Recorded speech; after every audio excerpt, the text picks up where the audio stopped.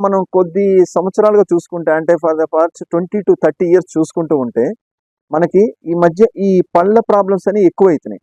ఎందుకంటే చిన్నపిల్లలు కానీ, మిడిల్ ఏజ్డ్ వాళ్ళు కానీ, ఉద్యోగస్తులు కానీ, లేకపోతే పెద్దవాళ్ళు కానీ జనరల్గా ఈ బయట ఫుడ్ ఎక్కువ అలవాటైపోయి అందులో ఏంటంటే జనరల్గా మనం చూస్తూ ఉంటే ఎక్కువ కలరింగ్ ఏజెంట్స్ ఉంటూ ఉంటాయి.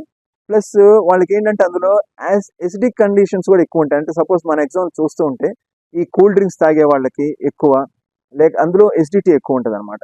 సో అట్లాగని జనరల్గా ఈ ఎక్కువ ఎసిడిక్ జ్యూసెస్ తీసుకునే వాళ్ళ దగ్గర, లేకపోతే ఎక్కువ బయట ఈ జంక్ ఫుడ్స్ తినే దాంట్లో రకరకాల కలరింగ్ మెటీరియల్స్ యాడ్ అవటం వల్ల న్యాచురల్గా ఉన్న పంటి కలర్ కూడా చిన్న చిన్నగా బ్రౌనిష్ అండ్ బ్లాకిష్ అయిపోతూ ఉంటుంది అనమాట.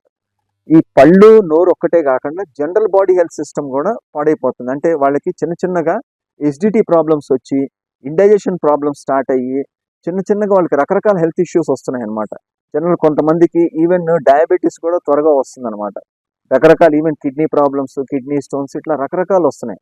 సో జనరల్గా మేము అడ్వైస్ చేసేది ఏంటంటే బయట వాడే డిఫరెంట్ ఆయిల్స్ అండ్ మనకి తెలియని food materials, stored food materials ఇవన్నీ ఉండటం వల్ల రకరకాల హెల్త్ ఇష్యూస్ వస్తుంటాయి. కాబట్టి not only teeth and gums but general body system కూడా పాడైపోతుంది. కాబట్టి అవి ఏం ఫుడ్ మెటీరియల్స్ మనం వీళ్ళనంత వరకు అవాయిడ్ చేసుకుంటే మంచిది. అంటే మనం తినే ఆహార పదార్థాలలో స్టిక్కీ ఫుడ్స్ అనేవి ఉండకూడదు.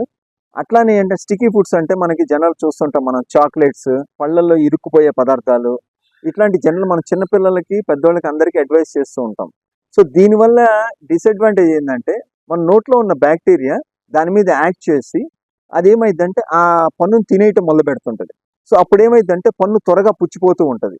ప్లస్ అట్లానే ఏమైందంటే ఈ తిన్న సాఫ్ట్ ఫుడ్ మెటీరియల్స్ అప్పుడప్పుడు పన్ను చిగురు మధ్యలో ఇరుక్కుపోతూ ఉంటుంది. సో అప్పుడు ఏమైందంటే చిగురు ఇన్ఫెక్షన్ వచ్చే అవకాశం కూడా ఎక్కువ ఉంటుంది. సో దానివల్ల కూడా మనకి పళ్ళు త్వరగా లూజ్ అయ్యే అవకాశం ఉంటుంది. సో దీన్ని ఏమంటామంటే మనం life style and behaviour changes అంటాం. మనం అడ్వైస్ చేసేది ఏంటంటే ఏ ఫుడ్ మెటీరియల్ తిన్నా సరే బాగా పుక్కిలించి పోయటం, గార్గిల్ చేయటం, అట్లానే పొద్దున ప్లస్ రాత్రి నిద్రపోయే ముందర అంటే భోజనం అయిపోయిన తర్వాత కంపల్సరీ 2 సార్లు బ్రష్ చేసుకోవాలా.